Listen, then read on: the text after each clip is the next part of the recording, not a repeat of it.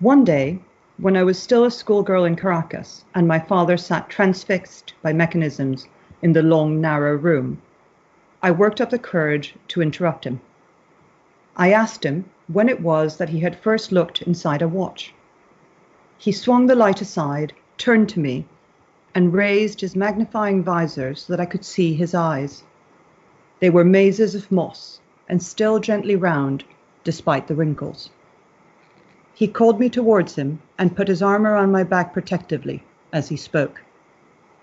He explained to me that he had become enthralled by watch mechanisms in Prague when he was a young man. He said that it was during a period when he had so much time on his hands that he felt that time had stopped. How could time have stopped? Because, he said, and you will understand this when you are older, sometimes you just feel that everything around you has come to an end. You feel that you're completely alone, that time is frozen, and that you are invisible. At first, you might feel exhilarated by the sense of freedom, but then you'll be frightened that you are lost, and you will never be able to go back. He explained that when he first felt this, he had been isolated and afraid and had prized open his watch case to verify that time was indeed passing. The rhythm of the watch might have been imagined. Sound was not enough. He needed to see and touch it. It was the first time that he had dismantled a mechanism. The turning wheels, ticking each second away, had reassured him. Welcome to the Good Reading Magazine podcast. Good Reading Magazine is a monthly publication dedicated to books and reading and aims to help readers discover their next favourite book. You can find out more about the books discussed on today's podcast at goodreadingmagazine.com.au. Hello and welcome to the Good Reading Magazine podcast. My name's Greg Dobbs. You've just been listening to Ariana Neumann reading from her new book, When Time Stopped. Ariana, welcome to the Good Reading Magazine podcast. Thank you for having me here, Greg. You describe When Time Stopped as, and I quote here, a quest for answers. When was the seed of curiosity planted? Well, I think it began decades ago. It began when I was a little girl in Caracas, and I grew up the daughter of a very successful industrialist, an older man, he was 50 when I came along, who was very, very engaged in the present and in the now. He was not only involved in industry, he was involved in the arts, in education, and in philanthropy. He really was a Renaissance man. But there was a darkness to him. There was something there that didn't quite match with his surroundings. We lived in Venezuela. It was a vibrant, beautiful country filled with promise. And I think it all started when I was 8 or 9. I grew up as an only child, and I formed a detective club with my cousins and some friends, and we would spy on people that were in the house. And one of those afternoons that we were spying on people, one of my cousins reported that my father had moved a box, and he had moved a box from this very long, narrow room, which was windowless, which he always kept locked, and which he used to repair watches. And he had moved a box from there to a bookshelf in a room that we called the library because it was filled with books. And he had done so in an odd fashion, my cousin reported, and I waited for everyone to go, and then I went and found the box myself. And I think I had expected some sort of treasure, perhaps some jeweled watches in there. And it was light when I picked it up and I opened it, and I was very disappointed to just find the odd paper here and there. They seemed old and uninteresting. A lot of them were in a language I didn't understand or I didn't speak. And then all of a sudden there was a pink card, and that pink card had a photograph of my father, so it caught my attention. And then as I looked a little bit more carefully, it had a stamp of Hitler, and it was dated Berlin 1943, which made no sense because by then the only thing I really knew about my father was that he had been born in Prague and that he had come to Venezuela in 1949. So Berlin 1943 made no sense. And as I looked more carefully, the part where it said name didn't have my father's name, which was Hans Neumann. It had someone else's name. And that really jolted me, and I was terrified. And I think it was at that moment that all these other little cracks that should have been evident before perhaps started appearing. So his reluctance to talk about the past, the fact that I didn't know anything about his family, about his parents, or if he had any, I mean, I just knew that he had a brother and that he had emigrated with him, but there was never any talk about the life before. There were no photographs of the family. There was absolutely nothing about his past. And then there were nightmares. My father would wake up, not once, but many, many times, screaming. And he would wake up the whole household, and he would be screaming and covered in sweat and very agitated. And he was always screaming in either German or Czech.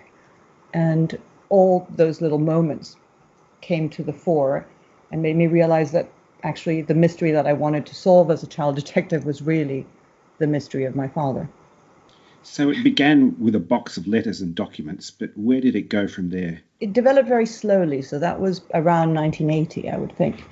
And that box disappeared. I tried to ask questions, but I was told by my mother that, my father had had a very difficult war and that I shouldn't ask too many questions because he found it upsetting. And I think when you grow up around someone who's been traumatized by something, and you love them, any curiosity that you have comes second to your love for them. So you don't want to upset them, you don't want to hurt them. So every time I calibrated my questions carefully to see if I could get some answers from him, and his hands would start to shake. Every question would be met with a wall of silence. So I didn't really ask very many questions, because when I did, I got no answers really. And we then took a trip to Prague in 1990 after the Berlin Wall had fallen, after the Velvet Revolution. And I had thought perhaps then he would answer more questions. And the only thing that did happen was that at some stage he took me to the apartment where the family had lived in Prague, he said, before the war. And he stopped at a railway station, a disused railway station in what seemed like a suburb of Prague, so not in the center. And there he started to shake and to cry and said, "This is where we said goodbye." So I think those were the clues that I had as I was growing up. There was also another moment when I arrived at university in America and someone approached me and said, "We should meet because we're both Latin American, we're both Jewish, and we're both good looking." And I was completely baffled because no one had mentioned the word Jewish to me in reference to me or to my father. So in fact, you had no idea that you had a Jewish heritage? None whatsoever, until that moment when this young man came over and said that. And I replied rather wittily, which I don't do very often. But I said, "Listen, I'm not Jewish and you're not good looking, so this is not going to work." And I spoke to my father and I said, "Listen, this Mexican boy came over and I think his expression was, 'You have Jewish blood.'" And I said this to my father, and my father basically just put the phone down. I mean, he did say before, "You absolutely must never use that expression. That is what the Nazis said about us." So by then, obviously, it all started to click. But again, he didn't speak about it at all. And it wasn't until he died in 2001 that it all came together, because in addition to being a Renaissance man, was a collector of things. So he collected everything from art to watches. He had 297 of those, to every little scrap of paper that had ever come his way. And when he died, I was his only surviving child. I went to Venezuela and I expected to spend days, weeks, sorting out through all the papers and all the files. And I wasn't actually really looking forward to it at all, as you can imagine. And I got there and everything had been cleared away except for this box, the same box that I had found as a child detective with that same ID. And this time it was just crammed with other papers of his life during the war.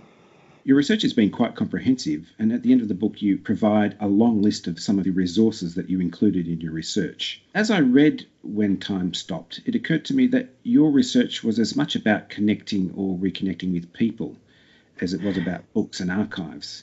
Was that a natural consequence of your research or something you set out to do? I think it was a natural consequence of my research. I think what I set out to do was two things. I wanted to solve the mystery of my father because I loved a mystery and because I loved him and I wanted to understand him better. So that was my initial quest. And I think we all have a need to know where we come from. And I think maybe that need is not quite as apparent when you're a teenager or in your 20s, but when you start having children and you start thinking about what you're going to pass on to them, I think where you come from becomes more important. So I had that need. And as I started reading the letters, for example, so all these boxes miraculously came my way, including another box. So the second box that arrived was a box of letters that had been written by my grandparents in the concentration camp of Terezin, which is just outside of Prague. And those letters, as I started to read them, were filled with humanity, and it enabled me to actually figure out who my grandparents, who were never spoken about, who they were as people. And I think I then started realizing how important it was actually to have that human connection, not only with people that were dead, but as I asked questions, the kindness of people that were around, the kindness of people that were descendants of survivors or descendants of people that helped my family really buoyed me. So I have gained an enormous amount of friends, actually, and an enormous amount of family. And it has been a lot about those connections. And I think that has made the journey so much more magical and so much more wonderful than it would have been if it had just been documents that I had been scouring through. Because a lot of what I uncovered were these beautiful anecdotes of bravery and courage and defiance and love that were told to me by people who were descendants of the people that either survived or that helped my family during the war. In the early pages of your book, it seems that your father's life was, in a sense, ruled by time, and his life in Venezuela seems to have been very structured. And he clearly had a fascination for clocks. As you said, he had a collection of 297, which is a phenomenal amount by anyone's standards. Yes. But also possessed a necessary eye for detail and patience required to repair those clocks and timepieces of all kinds. But as a young man, he seems to have been much more compulsive and carefree. Apparently, he was always late. How do you explain this transformation from someone who was always late to someone who began a life that was so structured? It's funny because when I first encountered there were family letters which described my father. I thought maybe there was another Handa or another Hans, because someone else, because I just didn't recognize the father that I knew in these descriptions. As I started reading more and more, it became evident that it obviously was my father. I think that young, chaotic prankster that my father was in 1936 to 1942, really, would have never survived the war. So I think there was a transformation which was necessary for him to survive the war. And obviously the trauma of, in 1942, his parents are deported. And when his turn comes in 1943, and he knows from the letters that have been snuck out of the concentration camp, that he must do whatever he can to avoid being transported. He realizes that he has to become much more methodical about his behavior, much more serious, because there's absolutely no way that he can do what he does, which is crazy and saves his life. So I think you have a little bit, to me in 1943, you have still a little bit of that prankster who says, my only way to survive is going to be to fool them by going to the belly of the beast, by going to the center of it all, by going to the place where they least expect a Jew to hide, which is Berlin. So I think that you still have a little bit of the prankster there. But then when he's in Berlin, he obviously has to be very, very disciplined about how he is, because he cannot let his cover be blown. That man who survives the war is then the father that I meet. In a section of the book, you describe the spectre of the Nazi advance across Europe, the annexation of Austria, the occupation of the Czech Sudetenland, things like the law passed that insisted all Jews display the letter J on their clothing. And yet, among all of this trauma, you come across a photo album and you describe its contents, and everybody seems to be smiling in these photos despite what's going on around them. How do you reconcile those two, I guess, opposites. I think we all have an instinct to find the beauty and to find what is good in our lives. And I think it is that, if you read Viktor Frankl, or if you read anyone that any of the accounts of the Holocaust, I think it is that hope and that ability to be positive that keeps people alive. I think in a way it's rather wonderful and beautiful, because what the Nazis tried to do, and they tried to do so very systematically and almost imperceptibly by passing all these laws, is they tried to dehumanize these people that they persecuted. And I think it's almost an act of defiance to not allow them to do it. And despite the encroaching net, people managed to find moments of joy and moments of just normal everyday life that brought them normal everyday feelings. So among all these terrible events from this period in history, there are also these great stories of hope. And I was particularly drawn to Zdenka. Can you tell me a little about her? Oh, Zdenka is just wonderful. I think to me, she really is the heroine of the book, because my family really had no choice. They were being persecuted, and I suppose they had a choice to be defiant or a choice to obey, and they, in most cases, chose to be defiant, or as defiant as they could under the circumstances. But Zdenka is completely different. So Zdenka is in her 20s. She is absolutely gorgeous inside and out. And she is studying law. She drives her own car. She's independent. She's strong. She is financially independent as well, because her grandfather had built all these beautiful buildings around Prague, and she derived income from them. So she could have easily, and she wasn't Jewish, which was obviously absolutely key, and she could have turned the other way. She could have had a relationship with anyone that she wanted, and she chose to be with my uncle. She chose to help the family, and she chose to take enormous risks when I think everyone around her was urging her to do the opposite and save herself.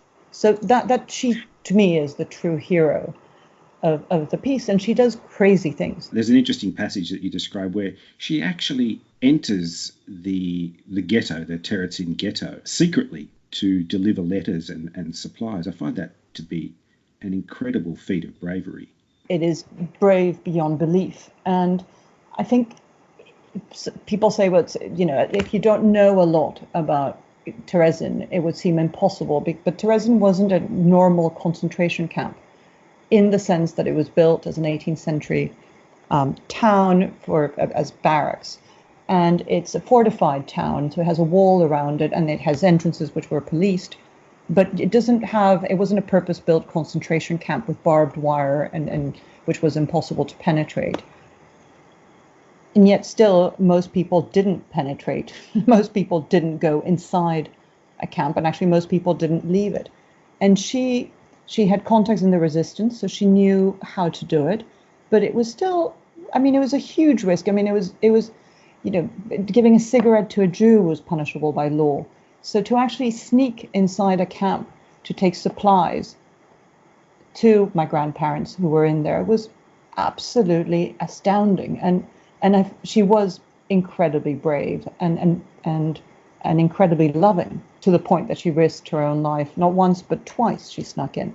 They had set up a system of couriers, of illegal couriers, which again is very unusual, so that my grandparents had a little bit of extra food and a little bit of extra currency and any of the other supplies that they might need, matches, batteries, sweaters, things like that.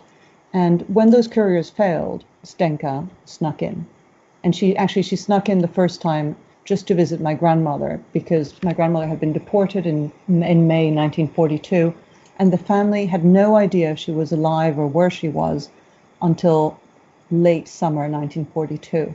And when they discovered that she was in Terezin, which is just a few kilometers outside of Prague, Zdenka said, I'm going in. And she did. So that was the first time. And there's a beautiful letter from my grandmother that says that she had been so buoyed and so uplifted by the beautiful Zdenka, and that they had just held each other and cried.